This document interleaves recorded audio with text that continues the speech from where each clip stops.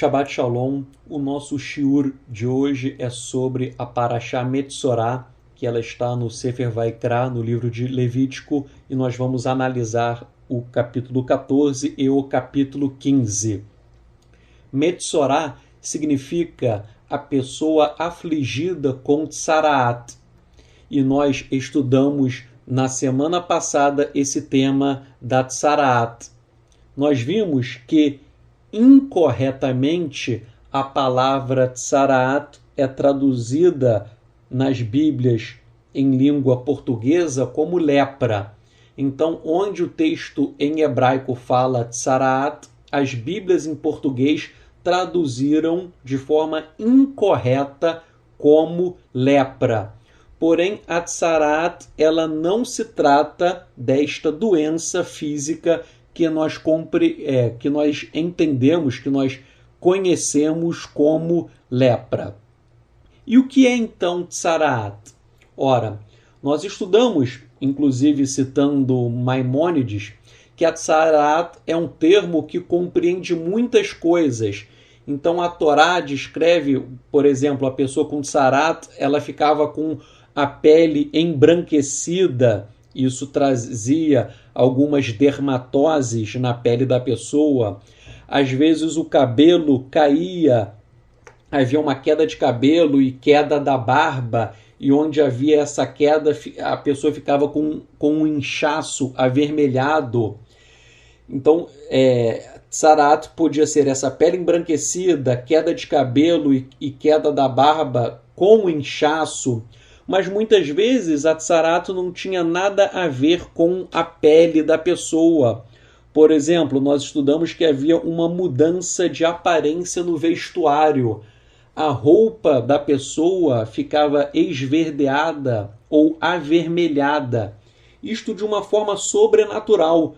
Imagine, você tinha uma roupa branca, por exemplo, e de forma sobrenatural a sua roupa ficava esverdeada, ela mudava de cor, ou avermelhada, você tinha uma roupa, sei lá, de cor amarela e de repente ela mudava e ficava uma roupa vermelha, porque nós estudamos na semana passada que a tsaraat, ela provinha de um ato sobrenatural do Eterno.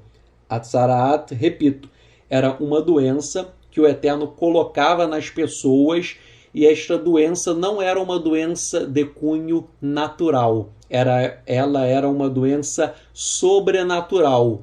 E por tal razão, às vezes a roupa da pessoa mudava de cor de forma milagrosa. E a Torá descreve, por exemplo, até nesta parashá em Vaikra Levítico, capítulo 14, versos 33 a 57, que a tsaraat, às vezes, ela atingia a própria casa do israelita, porque a casa do israelita, de forma miraculosa, sobrenatural, as paredes da casa mudavam de cor, e as paredes ficavam verdes escuras ou vermelhas escuras. Então, todos esses eram os sintomas da tsaraat. Ora, a tsaraat, ela atingia a pele da pessoa ficava branca, havia às vezes queda do cabelo, queda da barba com um inchaço avermelhado, mas às vezes a tsaraat não tinha nada a ver com a pele, às vezes era a roupa da pessoa que mudava de cor, ou havia uma mudança na cor das paredes da casa da pessoa. E nós vimos, que a tsaraat era uma doença sobrenatural imposta pelo Eterno àqueles que desobedecessem à Torá. O Eterno punia aqueles que transgrediam a Torá com tsaraat. E muitas vezes a tsaraat era aplicada àqueles que cometiam lashon hará, ou seja, o pecado da língua. A pessoa que gostava de praticar o pecado da língua, a maledicência, muitas vezes essas pessoas eram punidas com tsaraat. Tudo isso nós vimos na semana passada, e a parashá desta semana, ela versa sobre o processo pelo qual a pessoa cometida acometida por Tzaraat, ela era curada deste mal. Então, quem sofria Tzaraat, a pessoa que sofria Tzaraat, ela é chamada em hebraico de Metzorá.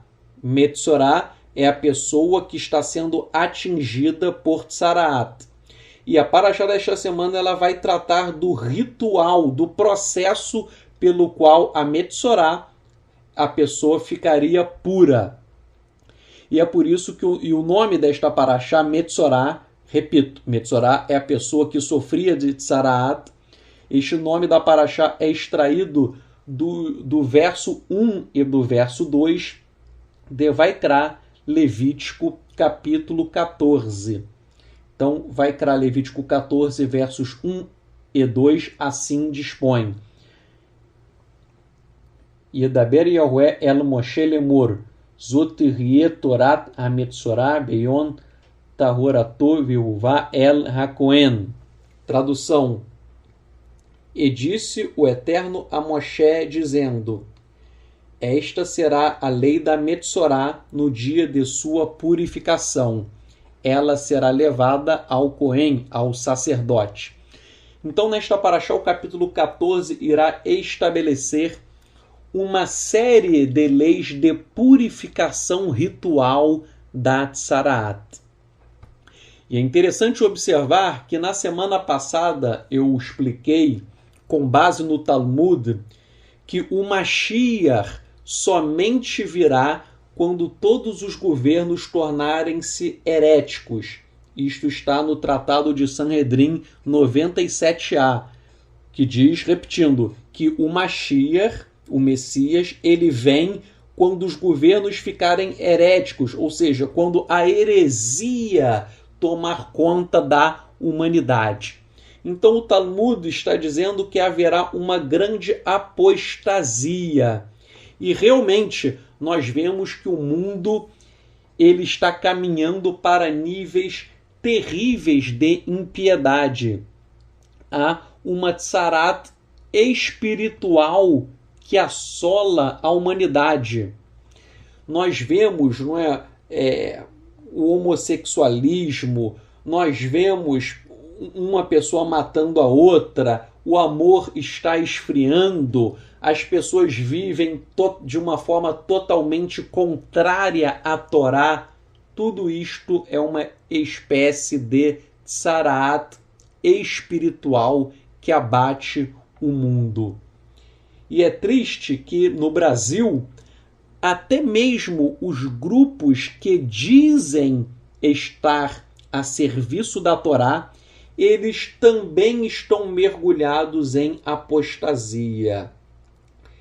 Ora, muitos grupos do judaísmo messiânico e judaísmo com outros nomes, esses grupos falam que cumprem a Torá, falam que promovem a Techuvá, mas na verdade muitos deles estão totalmente atolados na apostasia. E eu vou dar alguns exemplos. Ora, muitos destes grupos observam tradições judaicas que contrariam as escrituras e que foram combatidas por Yeshua. É triste, há muitos segmentos que seguem mais as tradições do que as próprias escrituras. E muitas tradições foram combatidas expressamente por Yeshua. Eu já falei algumas semanas atrás sobre a tradição da Netlat Yadayim, a lavagem ritual das mãos, que ela foi criticada por Yeshua em Yohanan Marcos capítulo 7. Ora, na festa de Pêssar, há muitos grupos que copiam o judaísmo tradicional e colocam no Seder, na refeição de Pêssar, eles colocam o Betzá, um ovo. E essa tradição do ovo tem origem no misticismo, no paganismo babilônico. Há grupos que fazem isso. Eu já falei também algumas semanas atrás essa questão de o judaísmo ficar acendendo velas, e algumas pessoas querem copiar a tradição de acender velas. essa tradição da vela, ela também tem origem pagã. E se você não quiser confiar no que eu digo, estude, por exemplo, a obra de Avigdor Shinan. Avigdor Shinan, ele é professor de judaísmo da Universidade Hebraica de Jerusalém. Ele é judeu, ele mora em Jerusalém e ele é um renomado professor de judaísmo, professor universitário, e ele fala com todas as letras que a tradição de acender velas no judaísmo é uma tradição pagã. E daí as pessoas ficam fazendo isso. Há pessoas, eu fico triste porque há pessoas que ficam estudando muito a Kabbalah. Ora, a Kabbalah moderna que as pessoas estudam é uma Kabbalah totalmente impregnada de espiritismo. Existia uma Kabbalah do bem há milhares de anos atrás, na época de Yeshua, havia uma certa Kabbalah que era uma Kabbalah compatível com as Escrituras. Porém, a Kabbalah do judaísmo moderno é uma Kabbalah pagã, apóstata, idólatra e espírita. E eu vejo muitos grupos que esquecem de estudar as Escrituras, ficam mais estudando a Kabbalah do que as próprias Escrituras, e daí ficam pregando heresias e mais heresias. Por exemplo, até a reencarnação. A reencarnação nunca foi um conceito judaico. Por exemplo, Gershon Scholem, que é um grande especialista da Kabbalah judaica, ele, no livro dele, Kabbalah, ele fala expressamente que a reencarnação é um conceito pagão, idólatra e que nunca fez parte do judaísmo. Porém, o judaísmo absorveu o conceito pagão da reencarnação. E essa ideia da reencarnação ela está sendo tão repetida que grupos do judaísmo que dizem que seguem Yeshua estão pregando reencarnação, o que é um absurdo. Então, há uma grande tsarat espiritual, há uma doença espiritual que assola toda a humanidade e assola até mesmo grupos que dizem da boca para fora que seguem Yeshua. Vou dar um exemplo. Há muitos grupos que dizem que Yeshua não é o Eterno, mas esses grupos que dizem que Yeshua é um ser criado, estes grupos estão ensinando heresias. Por quê?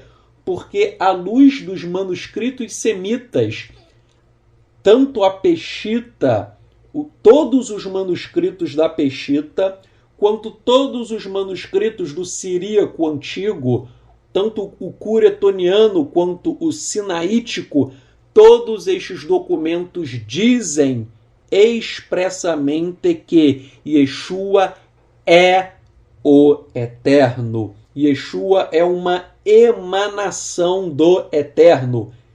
Então, e vejam, o próprio Talmud afirma que o Eterno se manifestava como homem na antiguidade. Isso está no Talmud. Eu escrevi um texto sobre isso, está no site. Então o próprio Talmud reconhece que o Eterno se manifestava como homem.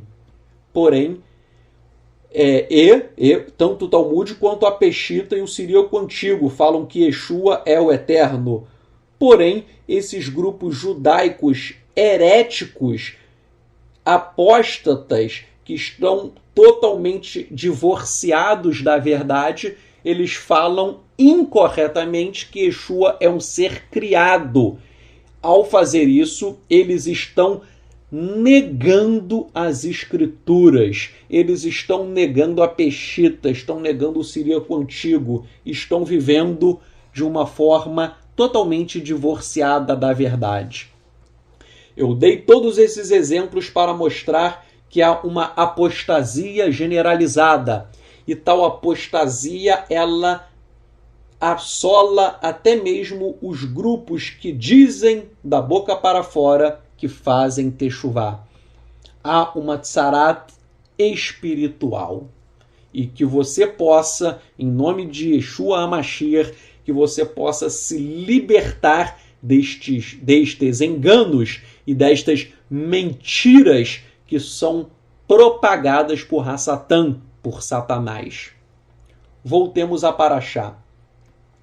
Há uma relação entre o capítulo 14 de Vaikra Levítico, que fala sobre a purificação da Metzorá, com o Mashiach. Então, o capítulo 14 de Vaikra de Levítico, ele possui uma ponte de contato com o Mashiach e Yeshua. Por quê? Eu vou explicar.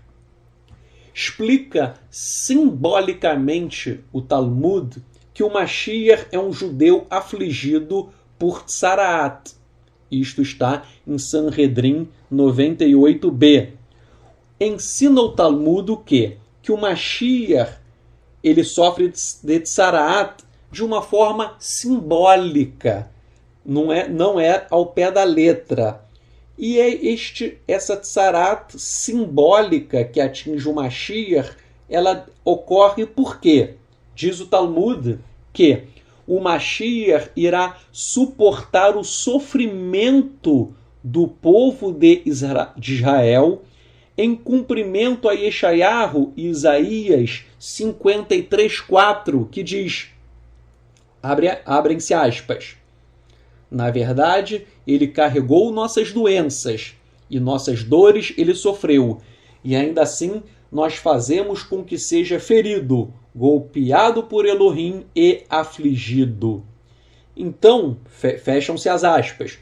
Então, o Talmud ele está dizendo que o Mashiach ele irá suportar o sofrimento do povo de Israel. E daí o Talmud ele cita Yeshayahu, Isaías 53:4, dizendo que o Mashiach ele vai carregar sobre si as dores, as doenças e os sofrimentos do povo de Israel.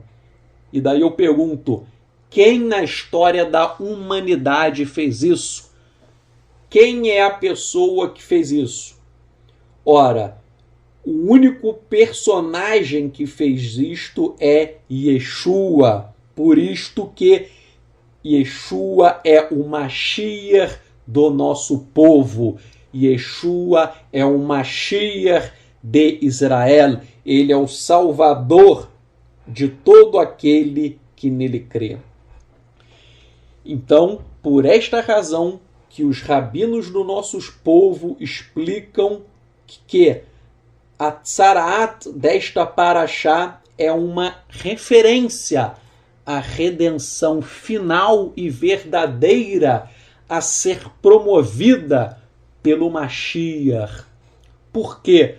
Porque tal como a pessoa afligida por Tsaraat, ela alcançava uma cura, e isto nós vemos neste capítulo 14 de Vaikra de Levítico, tal como a Metzorá, a pessoa com Tsaraat, ela era curada por um processo, da mesma forma, a Tsaraat espiritual que atinge a humanidade, ensinam os nossos rabinos, ela será curada pelo Mashiach.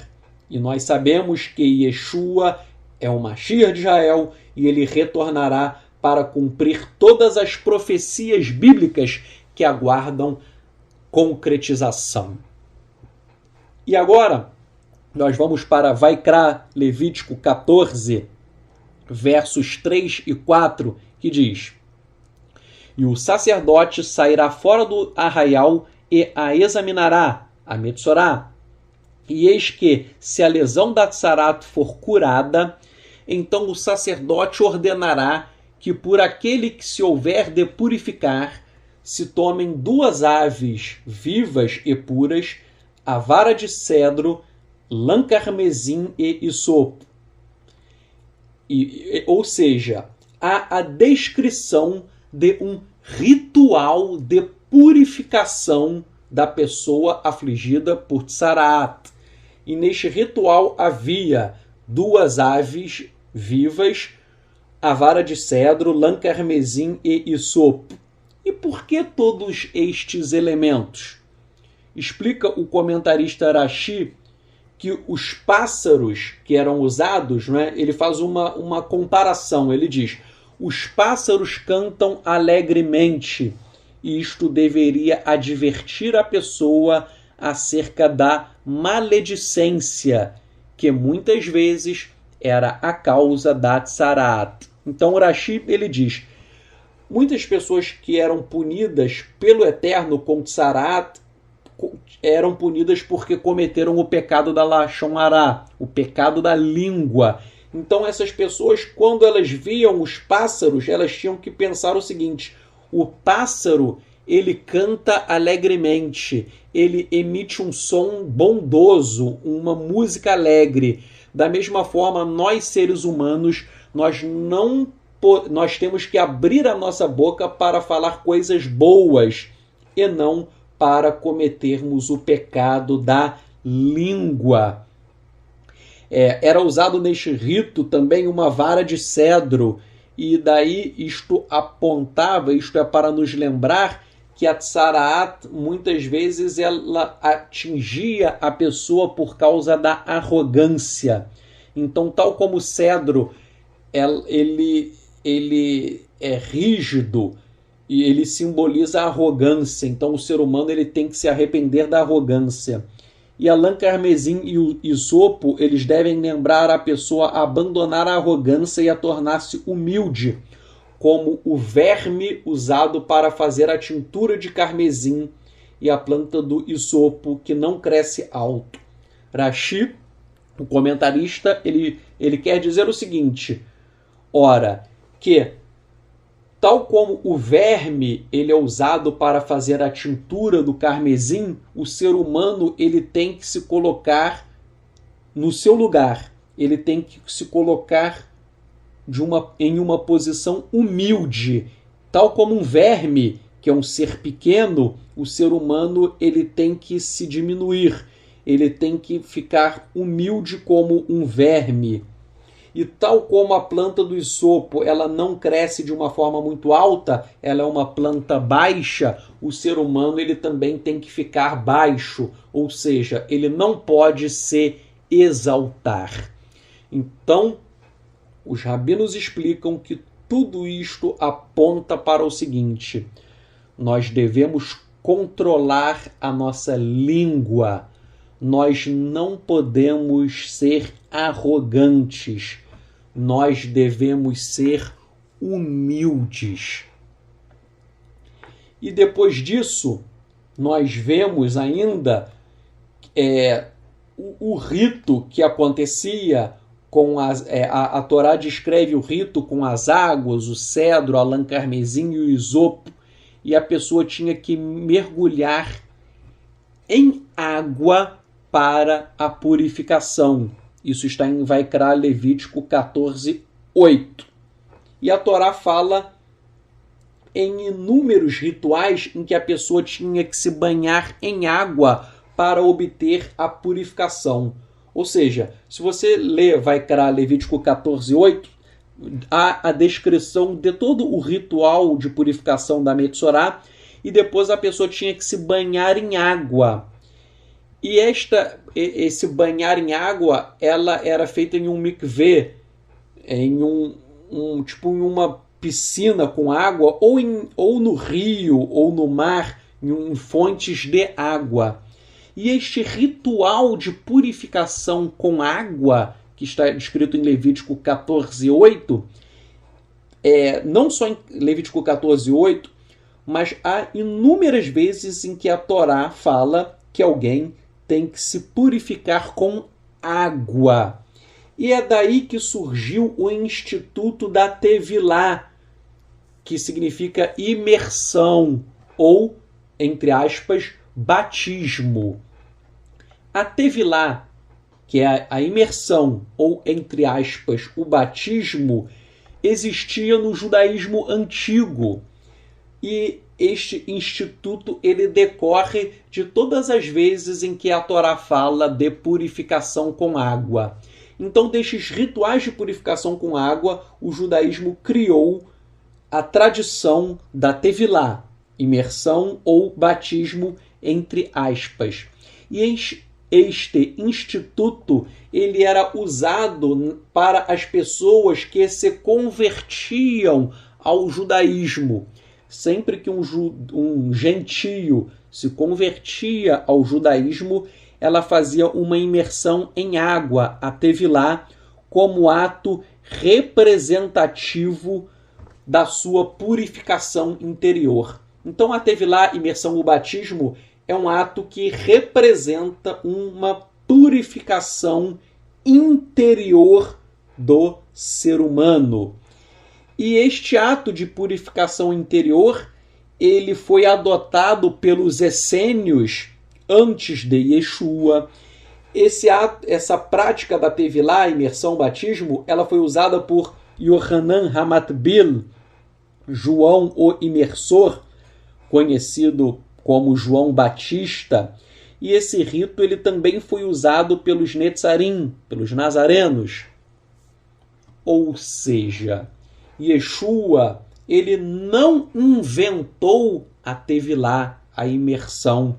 A imersão ou o batismo, entre aspas, é um instituto que existia já há séculos e séculos no judaísmo. E de onde o judaísmo tirou isso? O judaísmo instituiu a tevilá com fundamento em todos os textos da Torá que falam em purificação pelas águas. Então, a tevilá é um instituto que já existia há séculos. E João o Imersor, João Batista e Yeshua, eles fizeram essa prática e que ela existe até hoje.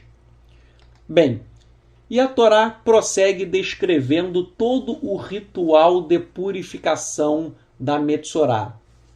E você lê, Vaikra Levítico 14, no verso 12, está escrito Velakar HaKohen et HaKeves HaEchad Vehikrif Oto LeHasham.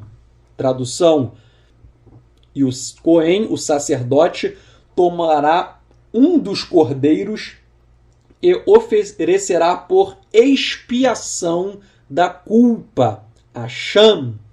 Ora, essa expiação da culpa, Hasham, em hebraico, nós já estudamos logo no início do livro de Vaikra, de Levítico, que essa culpa se referia a algumas condutas de transgressão à Torá.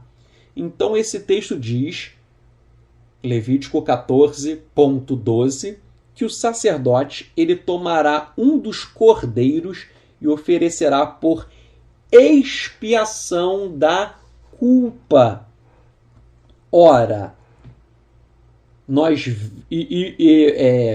prosseguindo, os versos 13 e 14 falam expressamente que o sangue do cordeiro era usado para fazer expiação e era colocado na ponta da orelha direita daquele que tem de se purificar, sobre o dedo de sua mão direita e no dedo polegar de seu pé direito.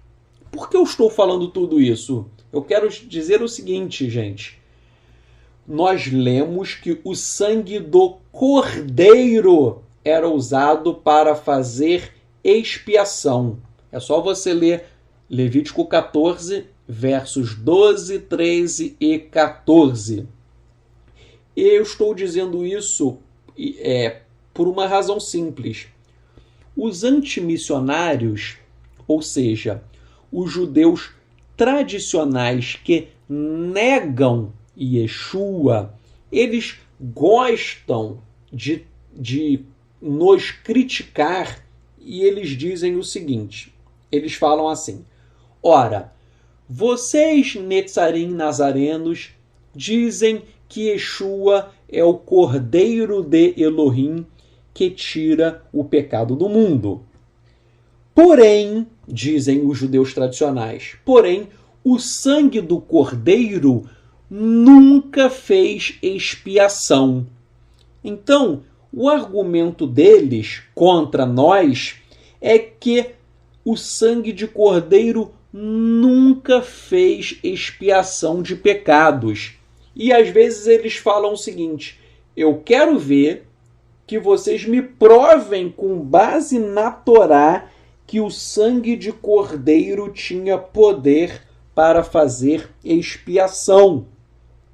Se vocês dizem que Yeshua é o cordeiro que tira o pecado do mundo, se Yeshua é comparado a um cordeiro que tirou o pecado, logo o cordeiro tem que fazer expiação. E dizem eles: onde isto está na Torá?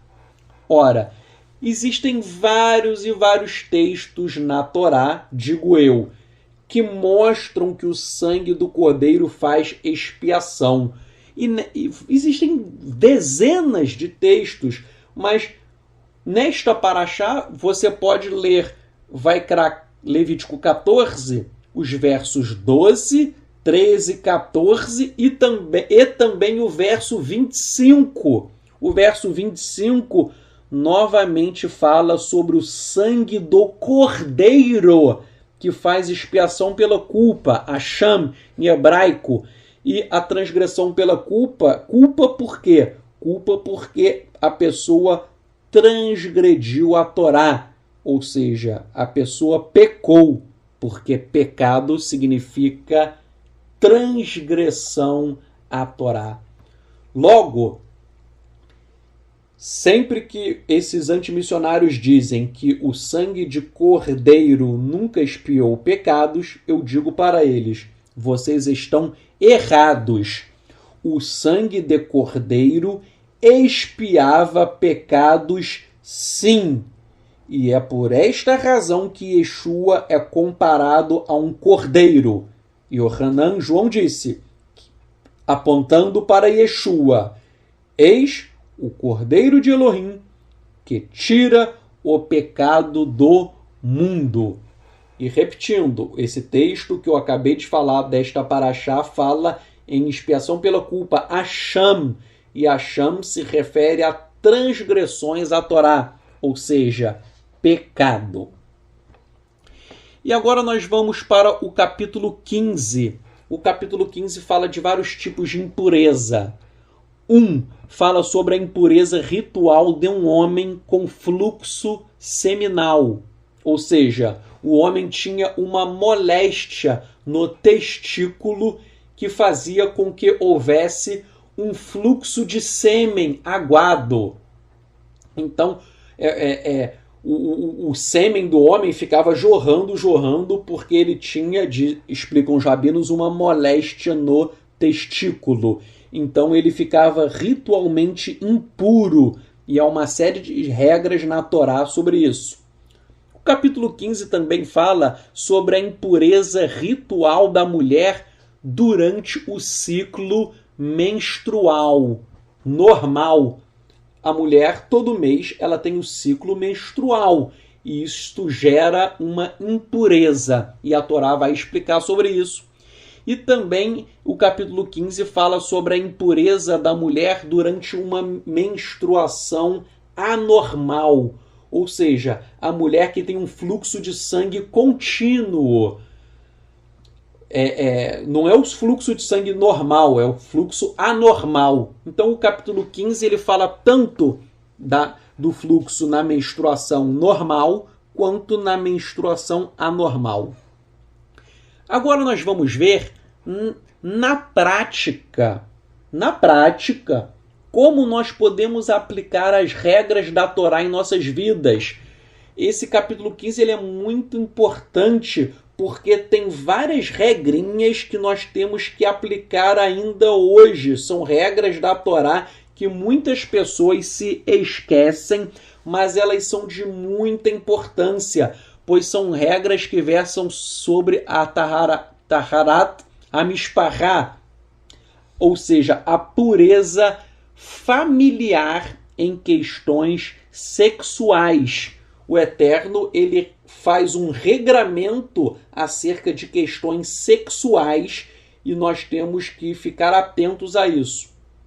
A primeira regra que eu vou falar eu vou falar muito rápido, que isso não ocorre tanto. Mas, por exemplo, se um homem ele tiver um fluxo de sêmen, ele não poderá ter relações sexuais. Isto está em Vaikra, Levítico, capítulo 15.18. Então, se um homem, o sêmen dele ficar jorrando, ele está impuro e ele não pode ter relações sexuais. E daí você dá uma lida que a Torá ela vai falar sobre isso. Mas isso é algo que não ocorre sempre. Agora, uma coisa que ocorre sempre é a menstruação da mulher. A mulher, todo mês, ela fica menstruada. E o que a Torá fala sobre isso? A Torá fala em Vaikra, Levítico, capítulo 15, versos 19 a 20. Eu vou ler. Se uma mulher tiver um fluxo e o fluxo do seu corpo for de sangue, ela permanecerá no estado de nidá, no estado de separação, por 7 dias. Quem a tocar ficará impuro até a tarde.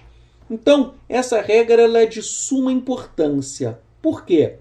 Porque quando a mulher fica menstruada, a Torá estabelece o prazo de 7 dias em que ela ficará nidá, separada.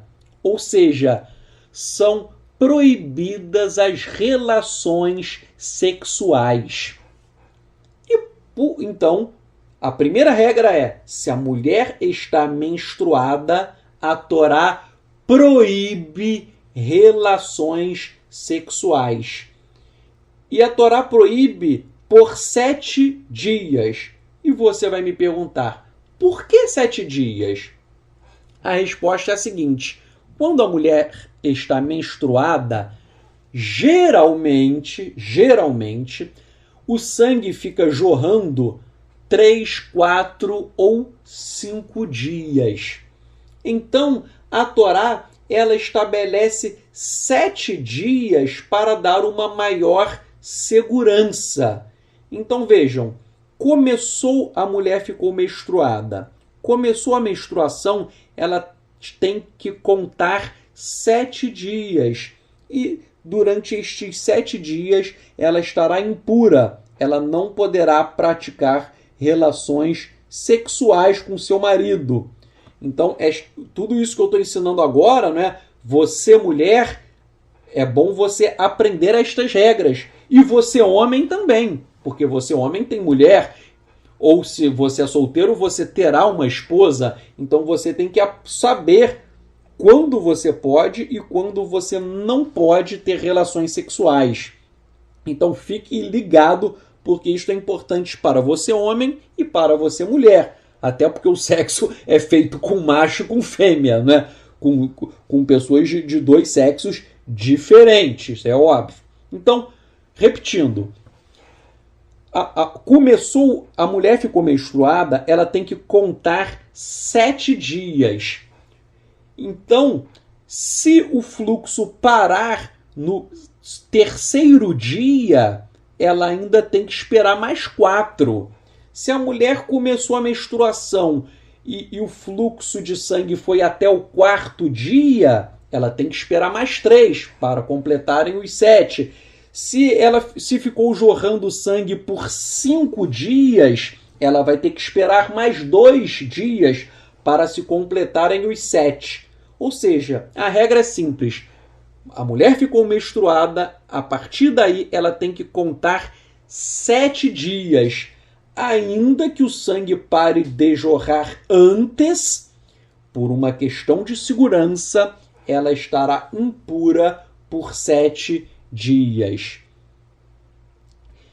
Agora, você vai me perguntar o seguinte, e se a mulher ela ficar menstruada por mais de 7 dias?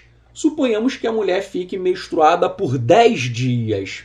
Então, aí a Torá ela vai estabelecer uma outra regra, que é a regra de Vaikra, Levítico 15.25, que essa regra diz que se ela ficar menstruada por mais de 7 dias, durante todo o período ela vai ficar impura. E a Torá ainda ordena que ela conte ainda mais 7 dias depois de cessado o fluxo de sangue. Isso está em Vaikra, Levítico 15.28. Então, eu vou explicar isso de novo e depois eu vou resumir. A questão é, existem 2 regras. Vou fazer um resumo. Existem 2 regras. A primeira regra é, a mulher tem um fluxo de menstruação normal. O que é um fluxo normal? Um fluxo de sangue de até 7 dias. Então, se a mulher, que é o normal, né? O normal é que não sangre por mais de 7. Então, se a mulher tem um fluxo normal, ou seja, de até 7 dias, diz a Torá que ela ficará impura por 7 dias, contando-se do início da menstruação. E passados estes 7 dias, então termina a impureza. Vaikra, Levítico 15.19. Então, ela fica impura 7 dias, Levítico 15:19, depois acaba a impureza e ela se torna pura no 8º dia. E daí, a partir do 8º dia, ela poderá ter relações sexuais normalmente com o seu marido. Agora, esta é a primeira situação. A segunda situação é quando a mulher tem um fluxo de menstruação anormal. E o que é um fluxo de menstruação anormal? É quando a mulher fica menstruada por mais de 7 dias. Então é um fluxo anormal. E daí, o que diz a Torá? Que enquanto estiver sangrando, ela não poderá ter relações sexuais durante todo o período de sangramento. E quando acabar o período de sangramento, acabou o período de sangramento, no dia seguinte ela pode ter relações sexuais? Resposta: não. Aí ela terá que contar mais 7 dias. Por uma questão de segurança, ela contará mais 7. E isso está em Vaikra, Levítico 15, verso 25 e no verso 28. Então, vejam, para a mulher que tem o fluxo anormal, ou seja, que é superior a 7 dias, acabou a menstruação, não sangra mais nada, ela vai ter que contar mais 7 dias, ainda que não esteja sangrando nada.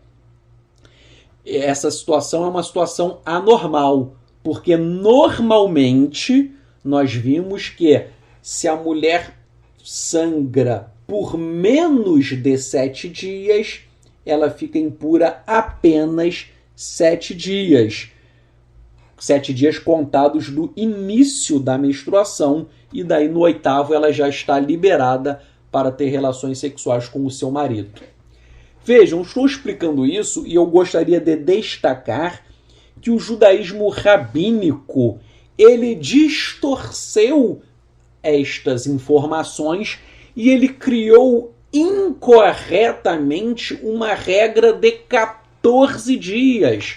O judaísmo rabínico incorretamente inventou uma regra de 14 dias para as mulheres que têm um fluxo normal, ou seja, de até 7 dias. Porém, isto não está nas escrituras. O judaísmo rabínico incorretamente pegou o período de 7 dias do fluxo normal, somou com o período de 7 dias a mais do fluxo anormal, somou 7 mais 7 e colocou 14 dias para as mulheres com fluxos normais. Isto é um erro, pois os textos se referem a situações diferentes. Então, só para você entender, o judaísmo rabínico, o que ele faz? Ainda que a mulher sangre 3 dias na menstruação e pare de sangrar, mesmo assim ela é obrigada a ficar 14 dias sem ter relações sexuais. Ora, isso daí não está na Torá, isso daí é uma invenção. Eles pegaram o número 7 de um versículo, o 7 de outro, somaram tudo e criaram 14. Né? Então isso não existe na Torá. E repito, se alguém me perguntar, e se a mulher ficar sangrando 30 dias? Ela vai ficar impura 30 dias e depois se aplica aquela regra. Acabou a menstruação, aí eu conto mais 7. Se a mulher ficar menstruada 60 dias, ela ficará impura 60 dias, acabou a menstruação e depois se contam mais 7 dias. E só depois ela estará pura. E aí alguém me pergunta, e se a mulher ela ficou menstruada 4 dias só? Aí aplica-se a regra geral. A regra geral ficou menstruada até 7 dias, então no 8º dia ela já está liberada para ter relações sexuais, lembrando-se que o prazo se conta do dia em que ela ficou menstruada. Não é? Uma outra questão que eu vou falar rapidinho, né, é que Vaikra Levítico 15, 19, 23, Levítico 15, 19, 23 fala que ninguém poderia tocar na mulher menstruada e nem tocar até mesmo em sua cama. Então, você não pode nem encostar na cama em que deitou a mulher menstruada. Então, pela Torá, a mulher ficou menstruada, ela deitou na cama. Você não pode nem encostar na cama. Aí, você, homem, vai me perguntar, pô, então quando minha esposa ficar menstruada, eu vou ter que dormir no sofá? Porque diz a Torá, Levítico 15, 19 a 23, que onde a mulher deitou, você não pode nem encostar. Então, você vai me perguntar, pô, então eu tenho que dormir no sofá, porque quando a minha mulher estiver menstruada? Ora, eu particularmente entendo que esta regra foi dada em uma época em que o povo estava no deserto. Não havia água e não havia água em abundância e não havia absorvente feminino, razão pela qual a regra tinha por objetivo evitar a transmissão de doenças pelo sangue. Mas já que hoje em dia existe absorvente íntimo, então o marido pode se deitar na mesma cama da esposa. Hoje eu entendo que se a minha mulher está menstruada, eu posso deitar na mesma cama que ela. Por quê? Porque ela usa absorvente feminino, ela toma banho, então não haverá uma contaminação de doenças pelo sangue. Eu posso me deitar na cama. Porém, não é possível ter relações sexuais. Isso é óbvio, isso não tem como. Agora, eu deitar meramente em uma cama, na minha opinião, não tem problema, porque existe absorvente feminino, a mulher toma banho, não há o perigo de contaminação de doenças pelo sangue. Logo, essa regra de não poder nem encostar na cama é uma regra da Torá que ela foi dada em uma determinada circunstância, em um determinado contexto histórico. Mas este contexto histórico ele mudou. Então, não é que a Torá foi revogada. A Torá não foi revogada, mas a regra da Torá ela foi dada em uma situação histórica. Mas essa situação histórica ela mudou. Já que ela mudou, a regra se torna inaplicável. Mudou por quê? Porque hoje tem absorvente, hoje a mulher toma banho. Naquela época não havia chuveiro, o povo estava no deserto. Então havia um perigo de contaminação por doenças transmissíveis pelo sangue. Mas hoje em dia não tem nada disso. E por fim, eu vou só falar uma outra questão. Esse capítulo 15 ele é muito importante para entendermos o caso da mulher com fluxo de sangue que tocou em Yeshua e foi curada. Todo mundo lembra daquela história da mulher com fluxo de sangue. E esse fluxo de sangue da mulher que tocou em Yeshua e foi curada, né? Esse fluxo de sangue, nós só entendemos essa história compreendendo Vaikra Levítico capítulo 15. Relembrando a história, em Matitiarro, Mateus capítulo 9, os versos 19 a 22 dizem: E Yeshua, levantando-se, seguiu com seus talmidim. E eis que uma mulher que tinha um fluxo de sangue por 12 anos aproximou-se por trás dele e tocou a tzitzit de sua veste. Porque dizia consigo: se eu tocar apenas em suas vestes, serei curada. E Yeshua virou-se e, quando a viu, disse: Tenha confiança, minha filha, porque a sua emuná, a sua fé, a salvou. E a mulher foi curada na mesma hora. Vejam alguns detalhes. A mulher ela tinha fluxo de sangue por 12 anos. Logo, tratava-se de um fluxo anormal, que a tornava impura por todo este período, como nós acabamos de estudar. Pela Torá, ninguém poderia nem sequer tocar nesta mulher. Então, as escrituras não dizem se essa mulher com fluxo de 12 anos, se ela era solteira ou se era casada. Mas vejam, se ela era solteira, ela não se casou com ninguém, porque o marido não poderia ter relações sexuais com ela. Então, quem iria se casar com uma mulher que você não pode nem tocar nela, nem tocá-la? Então, se ela era solteira, ela não conseguiu o casamento. E se ela fosse uma mulher casada e durante o casamento desenvolveu esta doença, se ela fosse casada, então ela estaria há 12 anos sem ter relações sexuais, porque a Torá proíbe a relação sexual da mulher enquanto está menstruada, com fluxo de sangue.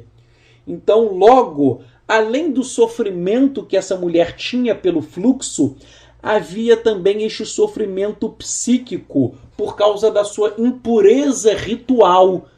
E isto impossibilitava-lhe o casamento, se ela fosse solteira, ou se ela fosse casada, ela não poderia ter relações sexuais com o seu marido.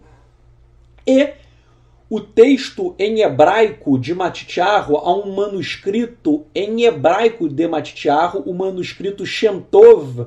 Esse manuscrito fala que ela tocou a tzitzit de Yeshua. Tzitzit, as Bíblias em português traduzem como franjas, mas tzitzit são cordas azuis que estão descritas em Bemidbar, no livro de Números, capítulo 15, versos 37 a 39. Então, as Bíblias em português dizem que a mulher tocou a franja de Yeshua, porém no original ela não tocou a franja. O manuscrito Shem Tov diz que ela tocou na tzitzit de Yeshua. E tzitzit, o que são, né? Tzitziot. Tzitziot é o plural de tzitzit. Ora, isto está descrito em Bemidbar, Números, capítulo 15, versos 37 a 39, que dizem o seguinte: Fala aos filhos de Israel e dize-lhes que nas bordas das suas vestes façam tzitzit pelas suas gerações, e na tzitzit das bordas ponham um cordão azul, e a tzitzit vos será para que, vendo-a, vos lembreis de todos os mandamentos do Eterno, e os cumprais, e não seguirei o vosso coração, nem após os vossos olhos, pelos quais andais vos prostituindo. Então, gente, este texto fala que tzitzit, o que eles eram? Eles eram um cordão, uma corda entrelaçada na cor azul. Então era uma cordinha que ficava nos 4 cantos das vestes. Nos 4 cantos das vestes havia um cordão, uma cordinha entrelaçada na cor azul. E diz a Torá que isto seria para lembrar os mandamentos do Eterno e para que os israelitas cumprissem os mandamentos, as mitzvot. Ou seja, o israelita usava este cordão, esta cordinha azul, eram 4 nos 4 cantos das vestes, e ele servia como um memorial para que a pessoa lembrasse do mandamento do Eterno. No futuro, né, quando nós estudarmos o livro de Bemidbar, Números, eu vou explicar, aí sim, quando eu analisar o livro de Bemidbar, Números, eu vou explicar com profundidade a questão da tzitzit. Agora eu estou dando apenas uma pincelada, uma visão panorâmica. Então, usar tzitzit é um mandamento do Eterno. E se é um mandamento, Yeshua tinha que usar, porque nós sabemos que Yeshua cumpriu todas as mitzvot, todos os mandamentos. Então, Yeshua, ele cumpriu este mandamento. Yeshua usava tzitzit, ou tzitziot, no plural, e a mulher do fluxo de sangue tocou na tzitzit de Yeshua, e ela foi curada. Vejam um detalhe, a Torá afirma que a tzitzit tem que ser um cordão azul, e incorretamente o judaísmo rabínico faz tzitzit branco, o que é uma transgressão à Torá. Então vejam, a Torá diz que tzitzit tem que ser azul, mas o judaísmo rabínico faz tzitzit branco. Ao fazer isto, o judaísmo rabínico viola a Torá. E o judaísmo rabínico, eles fazem o tzitzit branco porque eles alegam o seguinte, dizem eles: o Eterno instruiu oralmente a Moisés, a fazer tzitzit azul com rilazon, que é um animal aquático. E este animal aquático, diz o judaísmo rabínico, ele não existe mais. Então vejam, o judaísmo rabínico fala que a cor azul era feita por meio do rilazon, que é um animal aquático. E este animal aquático, ele não existe mais. Já que ele não existe mais, eles não fazem mais tzitzit na cor azul. E eles dizem que o rilazon foi ordenado pelo Eterno. O Eterno ordenou fazer tzitzit a partir deste animal. Porém, eu pergunto, onde a Torá escrita diz que o azul é extraído deste animal rilazon? Resposta: em lugar nenhum. A Torá manda fazer tzitzit azul, mas não diz como você vai fazer o azul. Então, na minha opinião, você pode extrair o tom azul de qualquer coisa. Repito, a Torá escrita diz que tem que ser azul, mas não diz como será esse azul, de que será extraído o tom de azul. Então, você pode fazer de outra coisa. Aí os rabinos falam, mas o Eterno disse isso oralmente a Moisés, a Moshe. Ora, isto é uma invenção rabínica. Tanto é uma invenção, eu provo isso de uma maneira muito fácil. O povo fez tzitzit onde? Pela primeira vez? No deserto. Está na Torá, o povo fez tzitzit no deserto. Agora, no deserto, não havia rilazon. Por quê? Porque rilazon é um animal aquático. E eu pergunto, no deserto, onde você vai encontrar um animal aquático no meio do deserto? Parece piada, gente, mas é verdade. No deserto não há água, não há mar. Se não há mar, não há rilazon. Se não há rilazon, obviamente, os tzitziot não eram feitos de rilazon. Eles eram feitos de quê? Não sei, mas eram feitos de outra coisa. Logo, a Torá diz que o tzitzit tem que ser feito da cor azul. E nós, netzarim, nós nazarenos, fazemos tzitziot da cor azul e não branco. Outra coisa que me perguntam, e eu respondo, o mandamento da Torá, a mitzvah, é o uso de tzitzit e não de talit.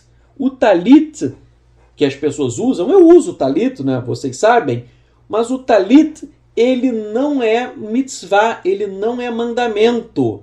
O mandamento, tanto é que Yeshua não usava talit. Talit é algo mais moderno. Yeshua usava simlá, que é um manto que tinha tzitzit. Então, as pessoas me perguntam, é mandamento usar talit? Eu respondo, não. O mandamento é usar tzitzit. Agora, se o seu talit tem tzitzit azul, aí você usa o talit.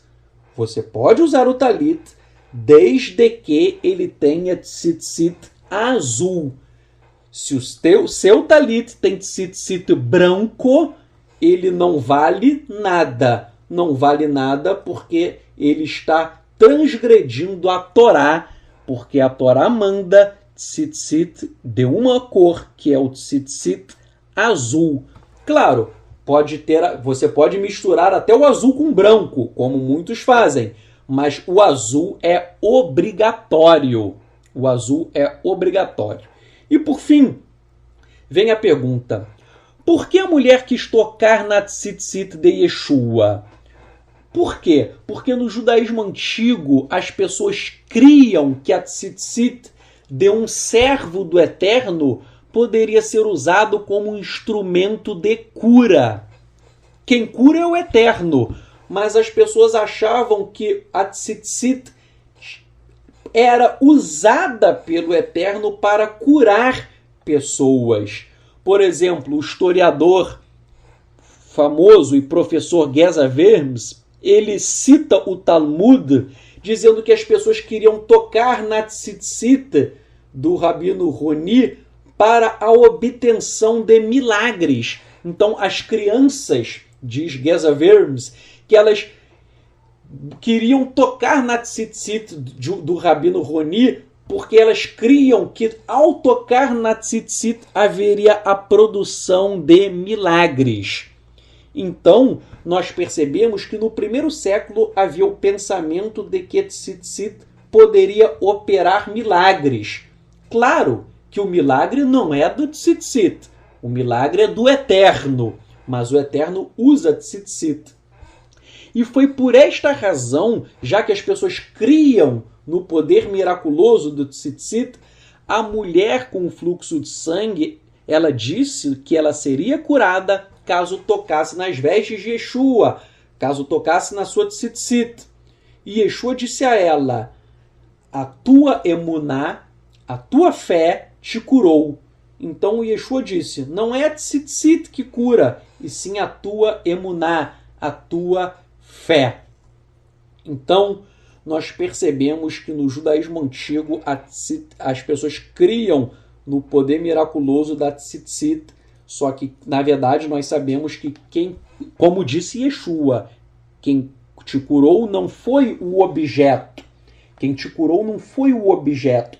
Quem te curou foi a tua emuná, a tua fé. E é claro que por trás disso, né, quem cura, na verdade, é o Eterno. O Eterno cura com base na nossa emuná, com base na nossa fé. E eu gostaria de falar que até mesmo hoje eu conheço relatos de pessoas que, por meio da emuná, por meio da fé, hoje, né, em pleno século XXI, pessoas que foram curadas ao tocar em tzitzit. Não é? Naquele livro a bênção da Torá de Larry Hutch, ele conta, né, que a mulher dele ficou muito doente e ele orava pela... Eu esqueci a doença, mas a mulher dele tinha uma doença muito grave, muito grave, e ele ficava orando pela mulher, e a mulher nunca era curada, nunca era curada.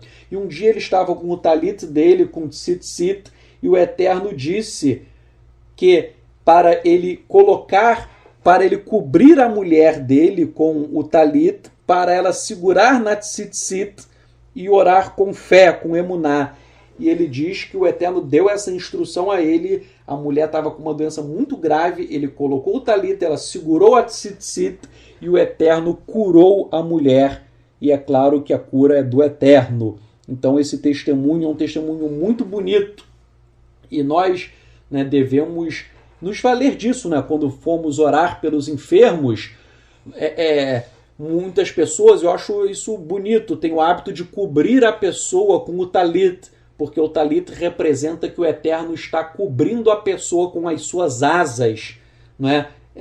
O talit representa as asas do Eterno que cobrem a pessoa. Então, você pode orar e, obviamente, a cura vem pela emuná, pela fé, e, óbvio, a fé em Yeshua HaMashiach. Já que nós estamos falando isso, vamos terminar fazendo uma tefilá, uma oração, inclusive fazendo uma oração por cura. Yahué, Elohei Haivrim, nós oramos a Ti, Eterno, agradecendo por toda essa paraxá, pelo estudo, exaltando o nome de Yahué, o nome que é digno, bendito, o Teu nome, ó Pai, que é exaltado nas alturas. Muito obrigado, Pai, pela Tua bondade, pela Tua hesed, pela Tua graça, misericórdia sobre as nossas vidas. Nós exaltamos o nome de Yahué, o nome bendito. E nós aproveitamos, Pai, esta oportunidade para orarmos pelos enfermos, tal como a mulher tocou a tzitzit de Yeshua, que os enfermos possam tocar Yeshua pela fé.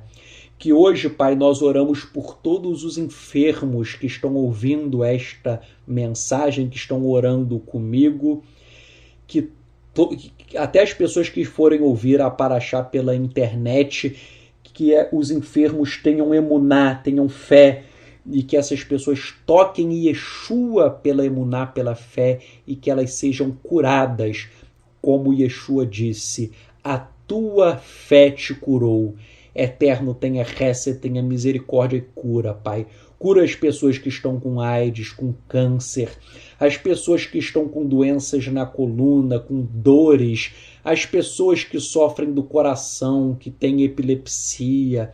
Eterno, cura pelo Teu amor, pela Tua ravá, toda sorte de doenças. Nós cremos que Yeshua disse, tal como está em Yohanan Marcos capítulo 16, em meu nome, disse Yeshua, vocês orarão pelos enfermos, os enfermos serão curados.